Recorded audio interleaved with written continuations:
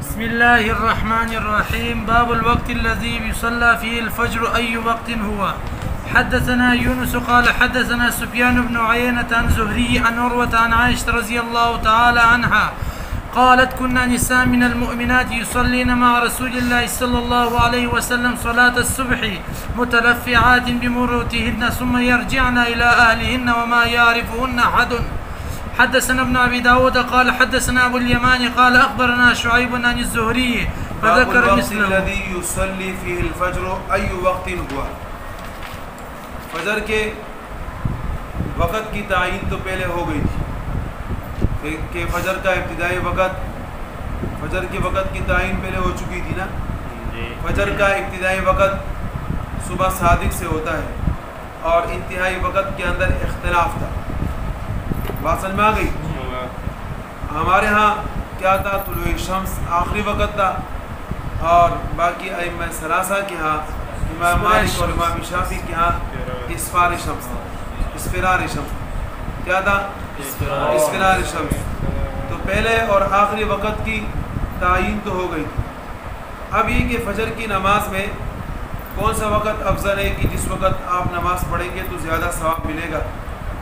ائمہ ثلاثہ اور امام اسحاق ان حضرات کے نزدیک فجر کی نماز کو ابتدائی وقت کے اندر ادا کرنا ہے، تغلیظ میں ادا کرنا ہے، تاریکی کے اندر ادا کرنا ہے. اور ائمہ ثلاثہ کی دلیل سب سے پہلے کون سی روایت ہے؟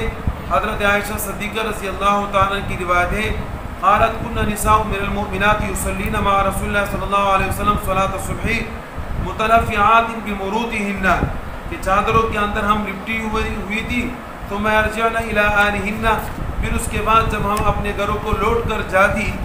وما يعرفهن احد، تو ہم میں سے کوئی کسی کو پہچانتی نہیں. بات سمجھ میں آ گئی؟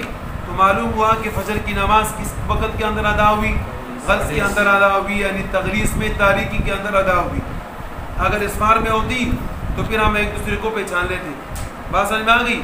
ہم کیا جواب دیتے اس کے متعلق کہ یہ نبی علیہ الصلوۃ والسلام نے جواز کے طور پر تاریکی کے اندر فجر کا نماز پڑھا ہے کہ نماز پڑھنا جائز ہے. باقی یہ فجر کے لیے افضل وقت نہیں ہے. یہ ایسا ہے جیسے کہ نبی علیہ الصلوۃ والسلام سے ہر عضو کو وضو کے اندر 3 مرتبہ دھونا ثابت ہے اور وہ سنت ہے. لیکن جواز کے لیے نبی اکرم صلی اللہ علیہ وسلم نے ہر عضو کو 1 مرتبہ بھی دھویا ہے، یعنی 1 مرتبہ پورا وضو فرمایا ہے. بات سمجھ میں آ گئی؟ لیکن یہ کہ یہ افضل نہیں ہے. اسی طریقے سے فجر کے ابتدائی وقت کے اندر نماز پڑھنا جائز تو ہے لیکن افضل نہیں ہے. اور دوسری دلیل کون سی؟ حضرت قتادہ، حضرت انس بن مالک اور زید بن ثابت سے روایت کرتے ہیں کہ دو حضرات فرماتے ہیں تصحبنا مع رسول اللہ صلی اللہ علیہ وسلم ثم خرجنا الى الصلاة قلت كم بين ذلك قال قدر ما يقرأ الرجل 50 آیہ. صحیح جی؟ کہ فجر کی نماز کے اندر نبی علیہ الصلوۃ والسلام نے 50 آیتیں پڑھی ہیں. ہم نے نبی علیہ الصلوۃ والسلام کے ساتھ سحری کی، پھر نماز کے لیے نکلے اور نبی علیہ السلام نے 50 آیتیں پڑھی. تو 50 آیتیں پڑھنے کا مقصد کیا ہوا کہ فجر کو اپنے ابتدائی وقت تاریکی تغلیظ کے اندر پڑھا، اس لیے 50 آیتیں تلاوت کی. بات سمجھ میں آ گئی؟ اس کے متعلق ہم یہ جواب دیتے ہیں کہ اس سے مراد خروج الی الصلاۃ ہے کہ نبی علیہ الصلوۃ والسلام کے ساتھ ہم نے سحری کی، پھر سحری کے بعد ہم نماز کے لیے نکلے. اس کے لیے تو اس سے مراد کیا ہے؟ نماز کے لیے نکلنا مراد ہے. اور اس وقت میں نبی علیہ الصلوۃ والسلام نے نماز شروع کی تو کیوں؟ وجہ یہ تھی کہ اس وقت کافی لوگ نماز کے اندر شریک تھے، اور رمضانوں کے اندر بھی آپ نے دیکھا ہوگا کہ لوگ زیادہ رمضان کے اندر سحری میں شریک ہوتے ہیں، تو اس لیے فجر کی نماز ابتدائی وقت کے اندر ادا کی جاتی ہے. ان دو صحابہ نے سحری کی اور پھر اس کے بعد فجر کی نماز پڑھ لی. تو ان لوگوں کے زیادہ ہونے کی وجہ سے نبی علیہ الصلوۃ والسلام نے ابتدائی وقت کے اندر فجر کی نماز پڑھی. اس سے یہ معلوم نہیں ہوتا کہ یہ افضل وقت، اس سے معلوم نہیں ہوتا کہ یہ کون سا وقت ہے؟ افضل وقت ہے. اسی طریقے سے ہم ان حضرات کو ایک یہ جواب بھی دیتے ہیں کہ آپ کے پاس جو دلائل ہے یہ فعلی روایت ہے، یہ قولی روایت نہیں. کون سی روایت ہے؟ فعلی روایت ہے. اور پھر اس کے بعد امام صاحب یہ فرماتے ہیں کہ فجر کی نماز روشنی میں پڑھا جائے. کون سے وقت میں پڑھا جائے؟ روشنی میں، یعنی اسفار کے اندر فجر کی نماز پڑھی جائے، اور یہ فجر کی نماز کے لیے افضل وقت ہے. ہمارے پاس سب سے پہلی دلیل ابو صاحب فرماتے ہیں کہ میں نے عبد الرحمن ابن عزیز سے سنا، اور اس روایت کے اندر آخر میں یہ ہے وَصَلَاةُ الْغَدَاةِ حِينَ يَبْزُغُ الْفَجْرُ، کہ فجر کی نماز پڑھی اس وقت کہ جب فجر طلوع ہو رہا تھا. تو فجر جب طلوع ہوتا ہے وہ کون سا وقت ہوتا ہے؟ وہ آخری وقت ہوتا ہے.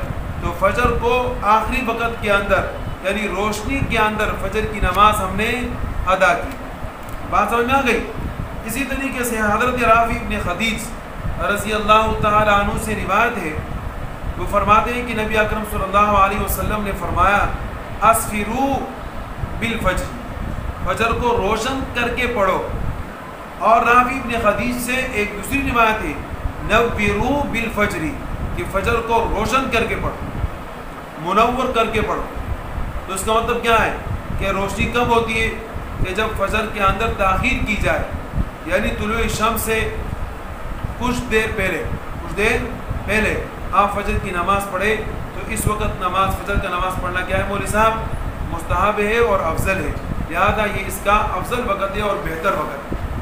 دوبارہ بتاؤں تو یہ کیا ہوا مولوی صاحب؟ یہ پہلی روایت بھی ہو گئے، اور حضرت رافع ابن خدیج والی روایت قولی بھی ہے. کون سی بھی ہے؟ قولی. تو قولی اور فعلی جس کے پاس ہوتا ہے اعتبار اسی وقت.